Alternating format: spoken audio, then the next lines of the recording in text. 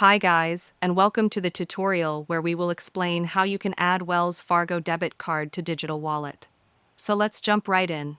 First, make sure your Wells Fargo mobile banking app is updated to the latest version.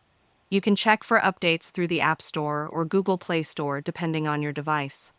Wells Fargo supports several popular digital wallet platforms including Apple Pay, Google Pay, Samsung Pay, and PayPal. Once your app is up to date, open it and tap on the menu icon located at the bottom right of the screen.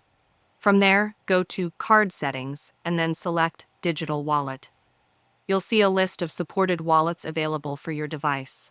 Choose the one that fits your needs best. The app will then display all debit cards linked to your account that are eligible for use with digital wallets. If the card you're looking for doesn't appear, it means it's not currently eligible to be added. Simply tap on the card you want to use and follow the on-screen instructions to finish adding it securely to your wallet. And that's it, you're ready to start making contactless payments directly from your phone.